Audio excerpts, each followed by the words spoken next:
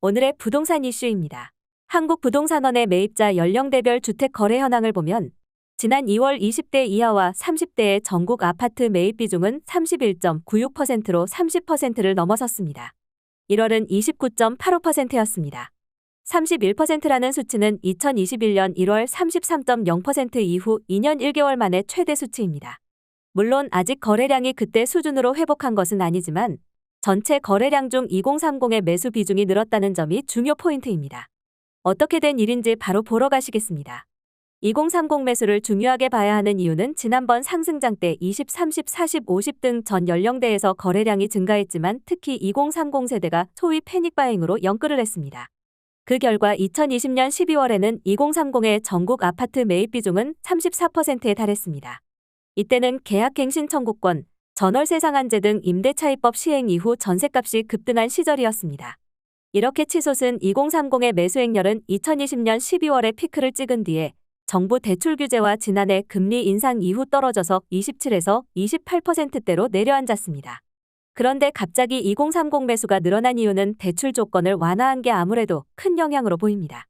그리고 고금리를 피할 수 있는 특례 보금자리 효과가 있습니다.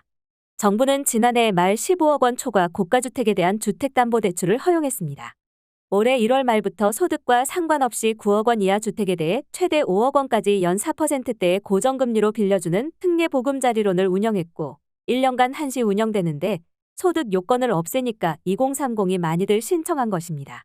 또한 생애 최초 주택 구입자에 대해서는 규제지역과 무관하게 주택담보대출 비율이 80%까지 허용되고 국민주택기금에서 지원하는 생애 최초 신혼 디딤돌 구입자금 대출 한도도 각각 2억 5천만 원에서 3억 원, 2억 7천만 원에서 4억 원으로 상향했습니다. 청년층의 자금 조달이 용이해지며 2030 세대의 주택 구입이 다시 늘어난 것으로 보입니다. 소득 제한이 풀리고 고정금리로 대출을 해주고 생애 최초 대출 한도도 늘려주고 이러한 전방위적인 규제 완화에 힘입어 2030이 집을 매수하고 있는데요. 최근 매수한 사람들의 심리는 아마도 집값 이 정도 떨어졌으면 바닥이다. 대출 해줄 때 매수하자 라는 생각인 듯합니다. 박원갑 KB국민은행 부동산 수석 전문위원은 MZ세대는 지난 급등기를 지나오면서 내 집 마련을 하지 않은 경우라도 기본적으로 부동산에 대한 관심과 지식 자체가 높아진 상황입니다. 이들은 최근 급락을 기회로 보고 있다는 것이지요. 라고 말했습니다. 2030 매수가 중요한 또 하나의 이유는 2030은 부동산 시장에 진입하는 신규 수요이기 때문입니다. 또한 이렇게 주택시장에 참여한 이들은 향후 갈아타기를 할 수요이기도 합니다. 고준석 제2의 듀투자자문 대표는 작년 하반기부터 연초까지 초급매가 많이 나왔는데 2030 중심으로 급매물이 어느 정도 소화되고 있어요. 이들은 이 정도 급매면 바닥이라고 생각하고 매수한 것으로 보여요. 2030은 적극적이죠. 적극적인 투자 겸 실거주 수요입니다. 5060은 은퇴를 앞두고 수익형 부동산에 관심 있지 부동산의 적극 매수층은 아니거든요. 이러한 2030이 매수를 하고 있다는 게 포인트입니다. 향후 갈아탈 수요도 될 수 있는 부동산 시장의 주축인데 이들이 적극 매수하고 있다는 점은 눈여겨봐야 합니다. 라고 했습니다. 지난해 금리가 확확 뛰면서 많은 분들이 통장에서 돈이 확확 빠져나가며 힘든 시절 보내고 있으실 겁니다. 대출 없으신 분들은 어우 살았다 하면서 평온한 하루하루 보내고 계실 듯합니다. 요즘 관심은 금리인데요. 시중은행들이 너도나도 금리를 내리고 있습니다. 1금융권의 경우 주담대 금리가 하단위 3%대에 진입했습니다. 은행권에 따르면 5대 은행의 지난달 31일 기준 주택담보대출 변동형 금리는 연 4.19에서 6.126%입니다. 대출금리가 천정부지로 치솟았던 지난 1월 4일 연 5.78에서 8.11%보다 상하단이 각각 1.984%포인트, 1.59%포인트 떨어졌습니다. 혼합형 금리는 같은 기간 하단 금리가 1.098%포인트 내려 연 3.66%로 약 1년 만에 3%대에 진입했습니다. 전세대출금리도 지난달 31일 기준 연 3.69에서 6.07%로 하단 금리가 3%대로 낮아졌습니다. 올 초만 해도 하단 금리는 5%에 육박했고 최고 금리는 7%였습니다. 신용대출금리는 올 초 연 5.76에서 7.27%에서 연 4.87에서 6.14%로 내려앉았습니다. 시중은행들이 지난 3개월 동안 가상금리를 조정해 대출금리를 앞다퉈 내렸고 채권금리도 떨어지면서 가계대출금리가 하락하고 있습니다. 은행권에선 앞으로 가계대출금리가 하향 안정될 것이라는 전망이 많습니다. 전 세계 은행 위기로 연내 미 기준금리 인하 기대감이 퍼지면서 시장은 금리 하락에 무게를 두고 있습니다. 지난달 2일 연 4.564%였던 은행채 5년물 금리는 지난달 31일 3.953%로 하락했습니다.